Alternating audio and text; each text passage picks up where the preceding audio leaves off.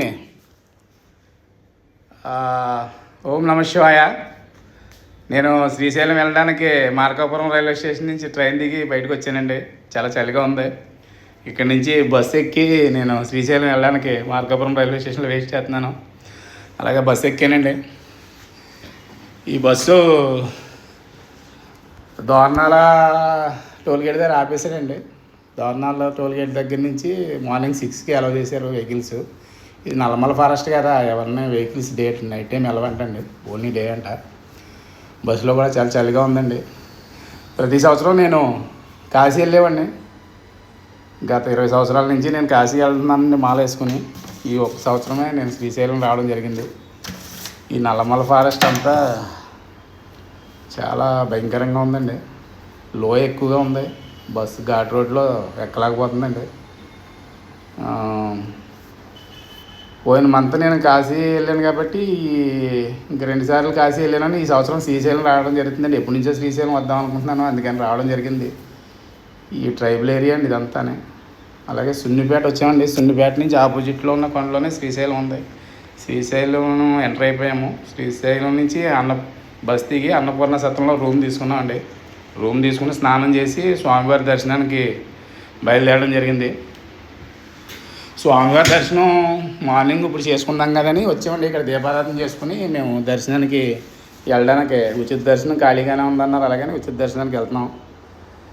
అలాగే దర్శనానికి ఇదే అండి దారి. ఈ ఎంట్రన్స్లో దర్శనానికి వెళ్తున్నాం.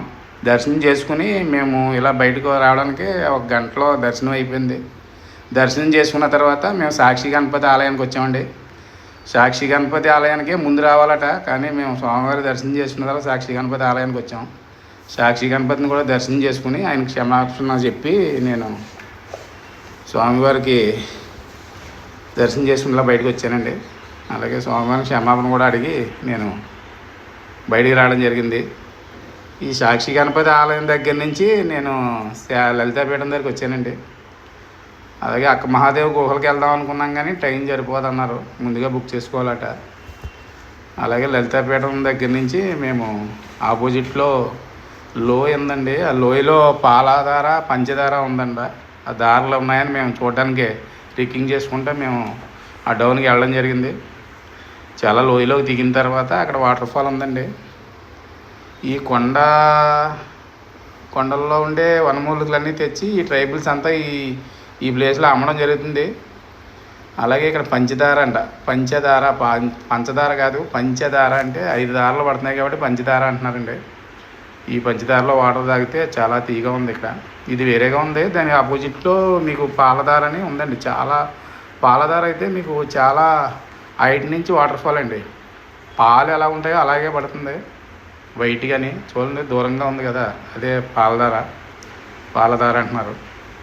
ఈ వాటర్ ఫాల్ ఎంజాయ్ చేసే వాళ్ళకైతే చాలా సూపర్గా ఉంటుందండి. వాటర్ ఫాల్ ఇక్కడ ఉండి స్నానం చేసే వాళ్ళకి గట్రా బాగుంటుంది, కానీ చలేసేస్తుందండి బాగానే. చాలా హైట్ నుంచి వాటర్ పడుతుందండి. చాలా ఫ్లోటింగ్ కూడా గట్టిగా ఉంది. సంవత్సరం పొడవునా ఉంటుందంట, 365 రోజులని ఈ వాటర్ ఫాల్. ఈ వాటర్ కూడా మీకు చాలా తియ్యగా ఉందండి. ఇది కూడా వాటర్ తాగడం జరిగింది నేను. ఈ వాటర్ కూడా చాలా తీగా ఉంది. అలాగే ఇక్కడ వాటర్ ఫాల్ కూడా ఉందండి. దీని ఆపోజిట్లో సున్నిపేట అనే ఊరు ఉందండి. ఈ కొండ ఎగువలో నమ్మ శ్రీశైలం ఊరు ఉందండి. ఈ మధ్యలో వాటర్ ఫాల్ ఉంది దారిలోనే.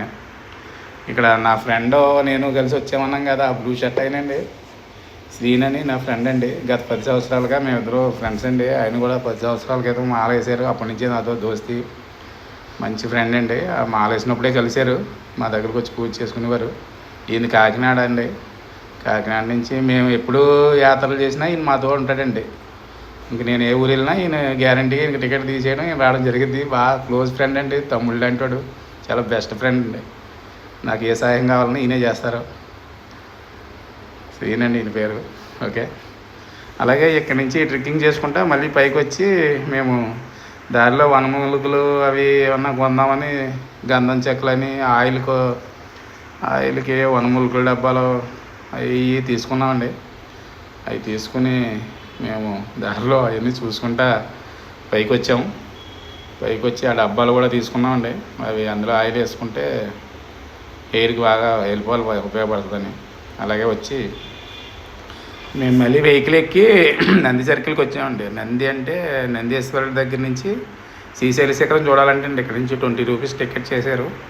ఈ టికెట్ తీసుకుని మేము ఈ లైన్లో ఉండి ఈ నందీశ్వరుడు 2 కొమ్ముల మధ్య నుంచి శ్రీశైలం శిఖరం కలశాలు చూడాలంటే అండి కొండ మీద గుడి మీద ఉన్న కలశాలు కనిపిస్తాయట. అందరికీ కనిపించమంటున్నారు కానీ చూద్దామండి కనిపిస్తాయో లేదో. నంది 2 కొమ్ముల మధ్య నుంచి కనిపిస్తాయట. కనిపించాయండి నాకు శిఖరాలు. కలశాలు 4 కలశాలు కూడా కనిపించాయండి. అక్కడి నుంచి ముగించుకుని మేము శ్రీశైలం రూమ్కి వచ్చేసి ఇదే అండి నంది సర్కిల్.